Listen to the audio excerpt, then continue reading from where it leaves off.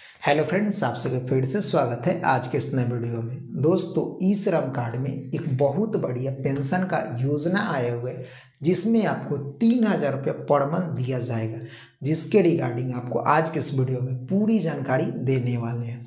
इसके लिए कौन लोग एलिजिबल हैं, कौन लोग अप्लाई कर सकते हैं, अप्लाई कैसे होगा, तो आपको आज के इस वीडियो में मोबाइल के स्क्रीन पर ले जाके स्टेप बाय स्टेप सारा जानकारी देने वाले हैं। तो दोस्तों, वीडियो काफ़ी इन्फॉर्मेटिव होने वाला, इसलिए प्लीज़ पूरा अंत तक जरूर देखिएगा। तो वीडियो में आगे बढ़ने से पहले एक रिक्वेस्ट जरूर करेंगे, अगर आपने अभी तक हमारे चैनल को सब्सक्राइब नहीं किया, अभी चैनल को सब्सक्राइब कर दीजिए, नोटिफिकेशन बेल जरूर प्रेस। चलिए दोस्तों, आज के इस वीडियो को शुरू करते हैं। तो दोस्तों, आपको डिस्क्रिप्शन में एक लिंक मिलेगा, जिस लिंक पे क्लिक करेंगे तो डायरेक्टली इस पेज पे आ जाएंगे। इस पेज पे आने के बाद स्क्रॉल करके नीचे आना है और मोटा मोटा में एक नंबर दिखेगा जिसमें लिखा हुआ है 45,11,542। तो दोस्तों, इतने लोग इस पेंशन योजना में रजिस्ट्रेशन कर चुके हैं। उसके नीचे ग्रीन कलर में लिखा हुआ है click here to apply now. इसको अप्लाई करने के लिए यहाँ पे क्लिक करके बहुत आसानी से अप्लाई कर पाएंगे।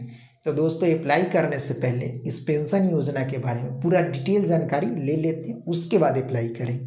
तो पूरा डिटेल जानकारी लेने के लिए ऊपर आएंगे और डिटेल्स का एक बटन मिलेगा, यहाँ पे इस पर क्लिक करेंगे तो पहले पूरा जानकारी ले लेते हैं।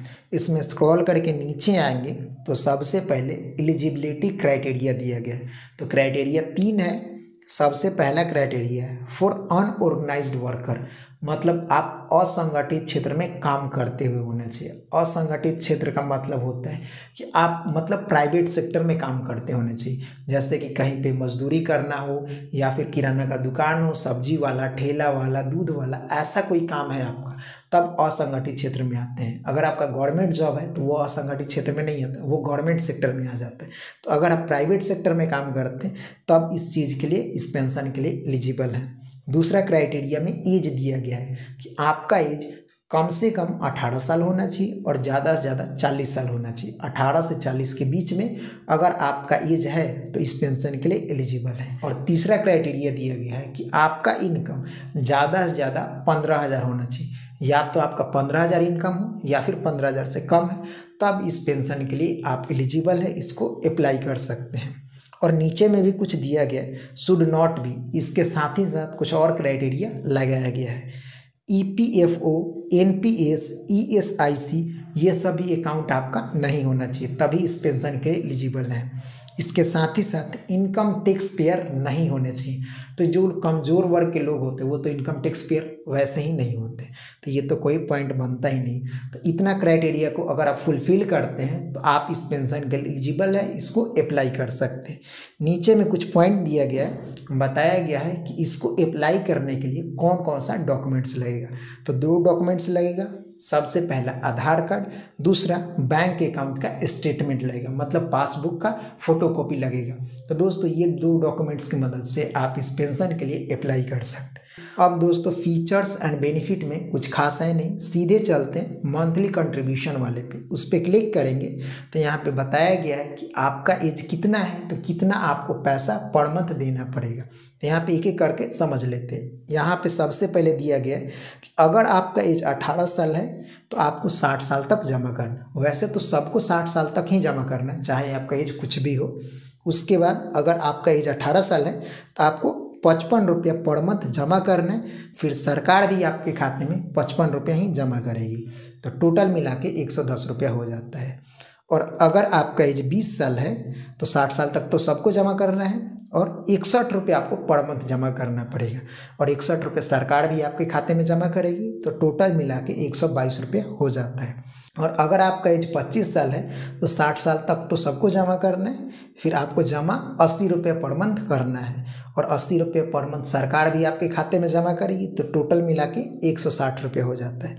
और नीचे चलते हैं, 30 का एज चेक करते हैं, तो 30 में आपको 105 रुपया पर मंथ जमा करना है, और 105 रुपया पर मंथ सरकार भी आपके खाते में जमा करेगी, तो टोटल मिला के 210 रुपये जमा होगा आपके पेंशन खाते में।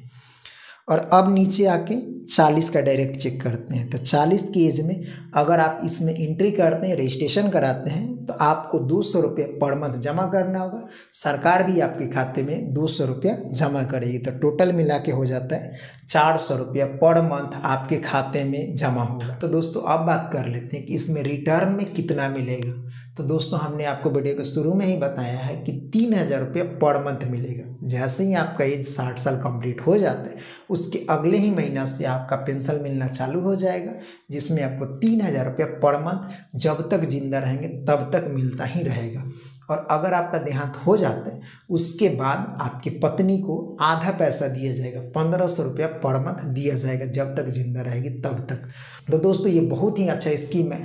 आप जितना पैसा इसमें जमा किए हैं वो मात्र 1 साल के अंदर में ही आप सारा के सारा पैसा वापस ले लेंगे। आप कैलकुलेट करके देख लीजिएगा, हमने सारा कैलकुलेशन करके बता रहे हैं ये चीज़। अब बात कर लेते हैं कि ये इतना अच्छा स्कीम है, तो इस चीज़ के लिए अप्लाई कैसे करेंगे। तो दोस्तों आप मोबाइल के स्क्रीन पे आइए और देखिए हाउ टू अप्लाई का एक सेक्शन है, इस पर क्लिक करेंगे तो यहाँ पे कुछ स्टेप दिया गया है। यहाँ पे टोटल स्टेप 10 दिया गया है। 10 स्टेप को एक एक करके समझा देते हैं। यहाँ पे लिखा गया है स्टेप 1 में interested eligible person shall visit nearest CSC centre. मतलब अगर आप इस स्कीम के बारे में पूरे अच्छे तरीके से समझ लिए हैं और इसके चीज़ के लिए एलिजिबल हैं, तो आप CSC सेंटर जाइए और वहाँ पे आपको बहुत आसानी से रजिस्ट्रेशन कर दिया जाएगा। रजिस्ट्रेशन करना बिल्कुल फ्री है, बहुत आसानी से रजिस्ट्रेशन कर दिया जाएगा। और क्या क्या डॉक्यूमेंट्स लगेगा, कैसे रजिस्ट्रेशन होगा, वो सारा प्रोसेस पहले आप समझ लीजिए। दूसरा स्टेप में दिया गया है कि कौन कौन सा डॉक्यूमेंट्स लगेगा।